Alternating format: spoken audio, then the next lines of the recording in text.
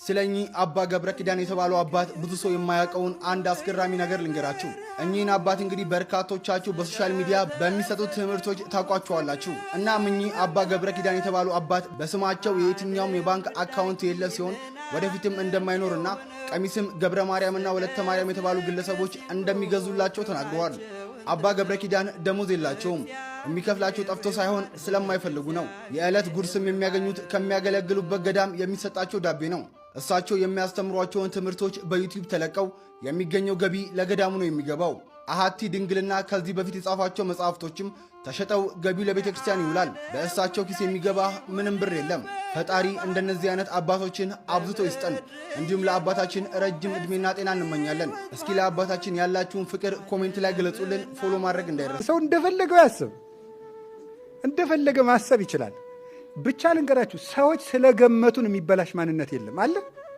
እግዚአብሔር ብቻ የሚያውቀው ማንነታችን ላይ ነው መጨነቅ። እግዚአብሔር የሚያውቀው ማንነታችን ላይ እንጨነቅ፣ እንስራበት። ሰዎች ስለሚሉት ጉዳይ ግን ሰዎች አሉም አላሉም የሚፈጠርም የሚጨመርም የሚቀነስም ማንነትም ክብርም የለም። እንደዚህ ብሎ ማሰብ፣ ሰው እንደመሰለው ያስባል። እንደመሰለው ነው የሚያስበው።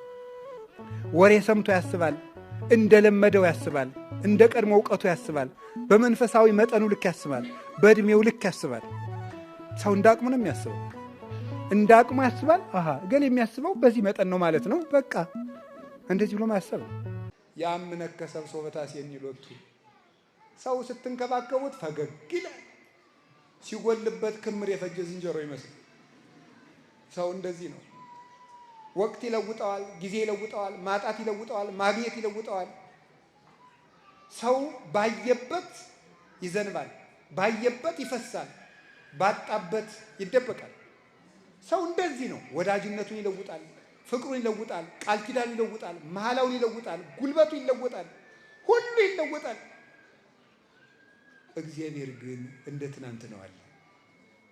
ረክሰን ስንመጣ በንጹህ እጆቹ የሚጠብቀን፣ ፊቱ የማይከፋ ቤቱ የማይዘጋ፣ የምሕረት እጁ የማይታጠፍ ሰጥቶ የማይጎልበት፣ ሰው በቃኝ የማይል የማይጸየፍ፣ እንደ ትናንት ነው የሚኖር ያለና የሚኖር እግዚአብሔር ነው። ደስ ይለኛል ይህን ሳስበው። እናንተ ደስ አይላችሁ? ስንቱ ንጉሥ አልፏል፣ ስንቱ ባለጸጋ አልፏል። እማያልፍ አባት አለ። ይቅር የማይል ሰው ሃይማኖት የለውም። ለምን? እግዚአብሔር የምን አምላክ ነው? ሃይማኖት እግዚአብሔር ነው። እግዚአብሔር ደግሞ የምሕረት አምላክ ነው። ስለዚህ አንተ ጨካኝ ከሆንክ የምሕረት አምላክ ካንተ ጋር የለም ማለት ነው። ልብህ ይቅር ባይ ካልሆነ እግዚአብሔር ካንተ ጋር ሊኖር አይችልም። ይኸውላችሁ ያንተን ክፋትም እግዚአብሔር ዝም ብሎ እግዚኦ ማረነ እግዚአብሔር አይልም፣ አይምርም። መቀለጃ አይደለም እግዚአብሔር። ዝም ብሎ 400 ሆኑ ጊዜወታ ወደ 400 ሚሊዮን ብንቀይረው ይቅር አይልም። እወ ህድግ ወይ ሀድግ ለክሙ እወ ስራይ ወይ ሰሪ ለክሙ ለሚለው ዮሐንስ አፈወርቅ በቅዳሴው ተው ይተውላችኋል፣ ይቅር በሉ ይቅር ይላችኋል ነው ያለው። እግዚአብሔር የምሕረት አምላክ ነው። ነገም ስንለምነው የሚሰማ ይቅር የምንል ከሆነ ነው። አፄ ቴዎድሮስ በፈረስ እየሄዱ አሉ። አንድ ጊዜ አንዱ ሰው ሰክሮ ጌታው ይሄ ፈረስ ይሸጣል? ንጉሱን ማለት እኮ ነው እንግዲህ ተመልከተዋል። እና ሰው ሲሰክር እኮ ንጉስ ሁሉ ነው። እዛ ይሄ አርበኞቹ ይሄ የውሻ ሬሳ ንጉሱን እንዲህ ይላል እንበለው አሏቸው። ታውት ነገ ነው የምናነጋገረው፣ አሁን እሱ አይደለም ማለት። በበነጋው እናበሉት አሉ። መጣ። ፈረሱን ግዛኝ አሉት። ብያለሁ እንዲህ አለ። አዎ ብለሃል። አይ ትናንት ብቻዬን አልነበርኩም ከነጌሾ ከነብቅል ጋር ነበልኩ አላሉ። ስለዚህ አሁን የምነግራችሁ ምንድን ነው? ሲነጋ መከራ እንዳይወርድብን ሁሉ በመጠን ይሁን፣ ሁሉ በልክ ይሁን። እዚያ ውስጥ ደስታ አትፈልጉ። ግብረ ሰዶማዊነትን ግፍን ያመጣው ደስታን ያለ መጠን መፈለግ ነው። ደስታን ማደን ነው። ቁጭ ብላችሁ አሁን ረሃብ አለ፣ በየቦታው ደም እየፈሰሰ ነው። ግን ቁጭ ብላችሁ ጃምባ ሀውሱ ቁጭ ብላችሁ የምታመሹ ወንድሞቻችን፣ የዚህ ዘመን ወጣት ሲያወራ ምን ይላል? በሰላም ነው ይላል። ነውር አይደለም። ነውር ነው። የማይነጥፈው ደስታችን መድኃኔዓለም ነው። የልቡናችን ደስታ፣ የነፍሳችን ረሃብ፣ ጥጋባችን፣ የልቡናችን ዘውድ፣ የሰውነታችን ትምክት እርሱ ክርስቶስ ነው። ሁሉ ነገር ሁልጊዜ አያስደስትም። አንድ ቀን ቢያስደስት፣ ክርስቶስ ግን ሁልጊዜ ደስታችን ነው። በልብስ ልደሰት ብትል ልብስን ወይ ሰዎች ይወስዱታል፣ ወይም የተሻለ ልብስ አሰፍተው የሚመጡ ሰዎች ያስቀኑና በአንተ ልብስ መደሰት ታቆማል። በጤና ብትደሰት ሲያምህ ይከፋል። በመልክ ብትደሰት ስታረጅ ይከፋል። በሚስታችሁ ብትደሰቱ ስትሞት ይከፋችኋል። በባል ብትደሰቱ ሲሞት ይከፋል። ቅዱስ ጎርጎርዮስ እንደተናገረ በሀብት ብትደሰቱ ስታጡት ትከፋላችሁ። በሹመት ብትደሰቱ ስትሻሩ ይከፋችኋል። በክርስቶስ ብትደሰቱ ግን ማንም አይወስድባችሁ። እሱን ማን ይነጥቀናል? ሁሉ ይወሰዳል። የማይወሰድ ሀብት ክርስቶስ። ስለዚህ ቅዱስ ጳውሎስ ምን አለ? እላችኋለሁ በክርስቶስ ደስ ይበላችሁ አለ። እላችኋለሁ በማን ደስ ይበላችሁ አለ? ደግሜ እላችኋለሁ በክርስቶስ ደስ ይበላችሁ። ሁልጊዜ በጌታ ደስ ይበላችሁ። የምንወደውን ነገር መጠቀም አይደለም ማክበር፣ እንዲኖር ማድረግ ነው። ለሱ ለምትወደው ሰው ህልውና፣ ለምትወስደው ሰው መቀጠል መኖር ነው። ለሚወዱት መኖር ነው እንጂ የሚወዱትን ሰው ለእኔ ኑርልኝ ማለት አይደለም። ይገርማል እኮ። ለሚወዱት ነገር ኢንቨስት ነው የምናደርገው ወይስ የምንወደው መሬት ነው ኢንቨስት የሚያደርግልን? የሆነ ብር ከፈለግ ኢንቨስት ታደርጋለህ እንጂ ባለመሬቱ ነው እንዴ ለአንተ ኢንቨስት የሚያደርግልን? ስለዚህ እኛ ግን የምንፈልገው ምንድን ነው? የምንወደውን ሰው ነው ዋጋ የምናስከፍለው። ለምንወደው ሰው ሳይሆን ዋጋ የምንከፍለው፣ የምንወደውን ሰው ዋጋ እናስከፍለዋለን። በጣም ነው የሚያስደንቀው። እንጠቀምበታለን እንጂ አንጠቅመውም። እንዲጠፋን የምናረገው፣ እንዲጎዳን የምናረገው፣ ከኛ እንዲርቅ ነው የምናረገው። ፍቅር ይደከምለታል። እምነት፣ ተስፋ፣ ፍቅር ማለት ይሄ ነው። የፍቅራችሁ ድካም እስኪ በሉ እንጂ እና ፍቅር ሲደክሙለት ነው ትርጉሙ የሚታወቀው ነው። አንድ ሰው ምግብ አልጣፍጠኛል አለ። ቅዱስ ዮሐንስ አፈወርቅ ምንድን አለ? አልርብህ ብሎ ነው ነው። ሲርብህ ምን ይልሃል? ይጣፍጥልሃል። የምግብ ጣዕም የሚታወቀው ሲርብህ ነው ነው። ፍቅር ጣዕም የሚኖረው ሲደክሙለት ነው፣ ሲለፉለት ነው፣ ሲታገሱለት ነው፣ ሲችሉለት ነው፣ ሲታመሙለት ነው። ምዕመንነታችሁ ለመሳደብ ተመቻችሁ። ምዕመን አይደለ አንተ የራስህ እኔማ ኃጢአተኛ ነኝ ብለህ ታወራለህ ማለት ነው። እኔማ ኃጢአተኛ ነኝ አባቶች እንጂ እኔማ ኃጢአተኛ ነኝ። አንተ የኃጢአት ንግድ ፈቃድ አውጥተሃል። ለአንተ ማን ፈቅዶልህ ነው? አንተ ስትሆን ኃጢአተኛ ሆኖ የማውራት መብት ይፈቀድልሃል። ቄስን ሲሆን እንደምፈልጋችሁ የማብጠልጠል መብት አላችሁ። ሁላችን የድርሻችን እንወጣ። ማናችንም ለማናችንም ተጠያቂ አይደለንም። እኔም ኃጢአተኛ ነኝ፣ እናንተም ኃጢአተኛ ናችሁ። ሁላችንም እግዚአብሔርን በድለናል፣ ቤተ ክርስቲያንን አሳዝነናል። እንዲህ እንድንሆን ሁላችንም ድርሻ አለን። ኃጢአትም ሰርተናል፣ ጎስቁለናል፣ ረክሰናል፣ በድለናል፣ ሰንፈናል፣ ደንቁረናል፣ አላዋቂዎች ሆነናል። እነማን? ሁላችን። እገሌ ለገሌ ነው እያልን ብንሆን አይሆንም። ሰርታችሁ ባልተሳካላችሁ ነገር አትጨነቁ። ትቀጠራላችሁ፣ ትባረራላችሁ።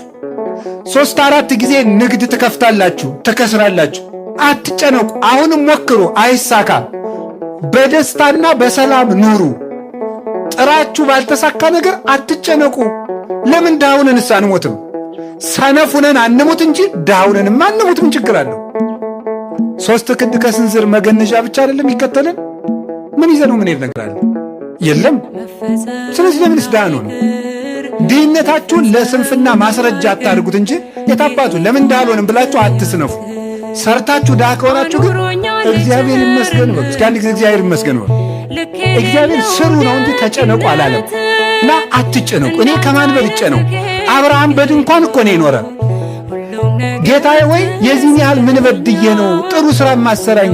ሕይወቴ በመባከን አለቀ፣ ለምን አታሳካልኝም? የብዙ ምዕመናን ጥያቄ ነው። አብርሃም ዕድሜ ልኩን በድንኳን አይደል እንዴ የኖረ? እኛስ ከአብርሃም እንበልጣለን? ይስሐቅ በድንኳን ነው የኖረ። ያዕቆብ እግዚአብሔር ሌሊት ተገልጾ ትግል የፍቅር ትግል ሲታገለው ያደረው ያዕቆብ፣ እግዚአብሔርን እንደዚህ አቅፎ ያደረው ያዕቆብ የኖረው በድንኳን። አሁን በጣም ዝም ብላችሁ አስቡት። ስትፈሩ፣ ስትደነግጡ፣ ምን በላ ስትሉ፣ እሞት ይሆን ብላችሁ ስትፈሩ ድንግጥ ሲለን ይህን ማሰብ አለብን። እግዚአብሔር ይህን ዓለም ከየት አመጣው? ለዚህ ሰማይ ጎተራ አልነበረውም። ለዚህ ምድር አዳራሽ አልነበረውም። አልነበረም፣ መጣ። እግዚአብሔር ያልዘራውን የሚያጭድ የተዘራውን ማጨድማ ገበሬም ይችላል። እግዚአብሔር ግን ያልዘራን ያጭዳል፣ ያልበተነው ይሰበስባል። እንደገና ደግሞ ተመልከቱ፣ ያልሰጡትን ተቀበልኩ ይላልና እውነትም እግዚአብሔር ያልዘራውን አጭዳል ይላል። ያልሰጡትን ተቀበልኩ ይላል። ለምሳሌ ለእግዚአብሔር እኛ አብልተነው እናውቃለን? እግዚአብሔርን ታሞ ያስታመመው ማን ነው? እግዚአብሔርን ታስሮ የጠየቀው አለ? እግዚአብሔር ተርቦት ያበላው ማን ነው? እግዚአብሔር በርዶት ያለበሰው አለ? እግዚአብሔር ቸግሮት ያበደረው ማን ነው? እግዚአብሔር ተገፍቶ የፈረደለት ማን ነው? አንዳችም እንኳን የለም። ግን ለሱ ሳናደርግለት ያልዘራውን ያልበተነውን ይሰበስባል። ለሱ ሳናደርግለት ለወንድማችሁ አድርጋችኋልና ለእኔ አደረጋችሁልኝ ብሎ ያላደረግንለትን አደረጋችሁልኝ የሚል ነውና እግዚአብሔርማ እውነትም እንዲህ የሚያደርግ ነው ይላል። ቸሮ አምላካችን እግዚአብሔር ስሙ የተመሰገነ ይሁን። እንዴት ያለ ጸጋ ያለን እኮ መሰላችሁ! እማምላክን እንደኛ ያለ ባለሀብት እኮና ባለ ጸጋ እኮ የለም። ማርያምን ያህል እናት ሰጥቶን ጸጋ የመላባት የማይደክሙ ጠባቂዎችን መላእክትን ሰጥቶን ምን ጎሎብን? አይመሽባቸው ፈጣኖች፣ አይደክሙ ኃያላን፣ አይሞቱ አይታመሙ ሕያዋን፣ ተራራና ገደል ወንዝና ሸለቆ አይጋርዳቸው ረቂቃን፣ ፈጣኖች እንደ እሳት እኛን መብላት ከመጀመሩ በፊት ከእሳት ቀድመው የሚገኙ ኃያላንን የሰጠን። ነገሥታት እኮ ባለሥልጣኖች እኮ በሚሞቱና በሚክዱ ወታደሮች ነው የሚታጀቡት። እግዚአብሔር ይመስገን እኛ የምንጠበቅ ግን ዘላለም በማይርቁ በማያንቀላፉ ትጉሃን መላእክት ነው። ሁላችንም ስንወጣ ስንገባ። ለዚህ ነው መጽሐፍ ብቻዬን ነኝ ብለህ ከቤትህ ራቁትህን አትተኛ፣ ሰው ባያይህ ጠባቂ መልአክህ አይለይህምና። የማይለዩ ረቂቃን መላእክት አዛኞች የማይጸየፉ ተሰጥቶን፣ ይህንን ሰጥቶን፣ ከምግብ መርጦ ሥጋውን ሰጥቶን፣ ከመጠጥ በላይ ደሙን ሰጥቶን፣ ከልብስ መርጦ ራሱን አልብሶን፣ ከሀገር መርጦ መንግሥተ ሰማያትን ሰጥቶን፣ ከሰይፍ መርጦ መስቀሉን ሰጥቶን፣ ከጫማ ይልቅ ወንጌልን አጫምቶን፣ እንዲህ ያለን ባለጸጎች በመሆን ሆነን ሳለን ትልቁን ሰላም ሰጥቶን፣ ጥቂት ሰላም ፍለጋ ሁላችሁም መዝሙር ያልሰጣችሁን ሰላም ዘፈን ሊሰጣችሁ በየኢንተርኔቱ ስትርመሰመሱ የምትውሉ ትኖራላችሁ። እንኖራለን ከድራማ እንዲሁ እኮ አይድረስ የራሳችሁ ሕይወት ድራማ ሆኖ ድራማ ስታሻትቱ ትውላላችሁ። በእግዚአብሔር ቤት ያላገኘነው ሰላም የትም አናገኘው። ርካሽ ነገር ፍለጋ ሕሊና ሰማያዊ አጣን። ከፍ ማለት አቃተን። አሻግሮ ማየት አቅቶና እስኪ ወደ ላይ ቀና ብለን እኮ የተፈጠርነው እኮ የሰማይ ሀሉ ዘበላይሉ ያለ ቅዱስ ጳውሎስ ተመልከቱ። ሀሊው ዘበላይሉ ያለው የላይኛውን አስቡ እንጂ ብሎ የተናገረው ለምንድን ነው? እባብ አትሁኑ። እባብ በልቡ ይሄዳል፣ መሬት ለመሬት ይሄዳል። እናንተ ግን እንደ ባለ ክንፍ እስከ የት እንብረር ካላችሁኝ ይላል። ተመልከቱ። እስከ አማ አሎ ተመልከቱ። እስከ ሀበ ሀሎ ወልደ እጓለ እመሕያው ይነብር በየማነ አቡሁ። እስከ የት ድረስ ልብረር ካልከኝ የሰው ልጅ ኢየሱስ ክርስቶስ በአባቱ ቀኝ እስከተቀመጠበት መንበር ከፍ ብለህ እንድታስብ የተሰጠ ንዑድ ክቡር ፍጥረት መሆንን ለምን ተረሳለህ ብሎ ይነገር። ያ ምኞታችን ቀበረን። ሰው መሆን እኮ ትልቅ ጸጋ ነበር። ሰው በራሱ እኮ ሰውነት እኮ ራሱ አምላክነት ነው። ሰውነት ራሱ አምላክነት ነው። ሰው መሆን ሰው እኮ የእግዚአብሔር መልክ ነው። እስኪ አንድ ጊዜ ሁላችሁ እኔ የእግዚአብሔር መልክ ነኝ በሉ። ናችሁ? የእግዚአብሔር መልክ ነኝ ብላችኋል። ያ ማለት ምንም ነውር የለብኝም ማለት ነው። ስንፈጠር ነበርን፣ እውነታችሁ ነው። ኋላ ግን ተለውጠናል። የተሰጠንን አሁን እግዚአብሔር ያሳያችሁ። ክርስቶስ ያመልክታችሁ። ከልብሱ ቀዶ የሚያለብስ ቸር ሊገኝ ይችላል። ከእንጀራው ቆርሶ የሚያጎርስ ቸር ሊገኝ ይችላል።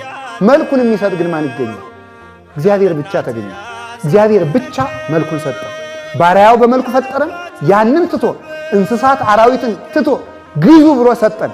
ገዥነቱን ሰጠን። ምድርን ግዙአት አለ። እንስሳቱን፣ አራዊቱን፣ ውሃውን፣ ገደሉን ግዙ።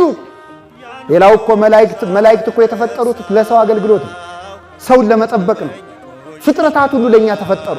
ከሰው በላይ ንጉሥ የለም። ይሄ ንጉሥና ትንሽ በመፈለግ ወደ ባርነት ተለወጠ። ትልቁን ትቶ ትንሽን የሚፈልግ ሰው እሱ ባሪያ ይሆናል ማለት።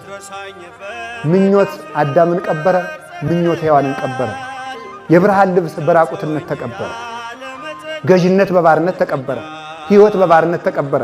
እንዲያውም እግዚአብሔር በመልኩ ፈጥሮ ሲያበቃ ይላል ቅዱስ አትናቴዎስ፣ ሰው የተፈጠረ በእግዚአብሔር መልክ ነው። በእግዚአብሔር መልክ ተፈጥሮ ሲያበቃ የእግዚአብሔር መልክ ሕያው ነው። እንዴት ሰው ይፈርሳል ይላል። እግዚአብሔር ለምንድን ነው ፍረሱ ያለን? መሬት ናችሁና መሬቱን ለምን ይለናል? በመልክ ፈጥሬያችኋለሁ ብሎ ሲያበቃ እንደገና ፍረሱ ብሎ ይፍረድብን? የእሱን ፍቅር ያፈረስንለት አካላችን መፍረስ ተፈረደበት ይላል። የእግዚአብሔርን ፍቅር ያፈረሰ ሰው አካሉ በሞት ይፈርሳል። እኛ የምንፈርሰው ፍቅር እግዚአብሔርን ካፈረስን ብቻ ነው። የፍቅር ውላችን ካልፈረሰ ሞት እኛን የማፍረስ ስልጣን የለው። የገነት ሕይወት የፈረሰ በምንድን ነው ካላችሁ፣ በፍቅር እግዚአብሔር ችግርና ጉድለትና በምኞት ነው። ምኞት የገነትን ትዳር አፈረሰ። ምኞት የገነትን ትዳር አፈረሰ። ሀገርን የሚያፈርሳት ክፉ ምኞት ነው። በደንብ አስተውላችሁ ቁጭ ብላችሁ ጊዜ ሰጥታችሁ ብታዩ ፖለቲከኛም ይሁን ዘረኛም ይሁን ምንም ይሁን ሀገር የሚያፈርስ ሁሉ በክፉ ምኞቱ የተነሳ ነው። ማንኛውም ሰው ቅዱስ ምኞት ያለው ሰው እሱም አይፈርስም፣ ሀገርም አያፈርስም። ቅዱስ ምኞት ያድለን እግዚአብሔር። የቆሰለን ሰው እንኳን በእንጨት በጨርቅ ጫፍ ብትነኩት እኮ ይደማል። ኃጢአት የወጋችውን ሰውም ጥቂት ቃል ይወጋዋል፣ ልቡም ይደማበታል። ልቡ በንጽህና የተያዘ ሰው ግን ምንም ነገር ብትወረውሩበት፣ የነገር ፍላጻ ብትወረውሩ ልትወዱት አትችሉም። በቀላሉ የምናዝነው ንጽህና ስለሌለን ነው። ንጽህናውን አድሎን እሱ በመከራው ይደሰት እንደነበረው በመከራ የምንደሰትበትን ልቡና በዚህ ዓለም የማይለወጠውን ደስታ በመንግሥተ ሰማያት እንዲስበን ቅዱስ ፈቃድ ይሁንልን።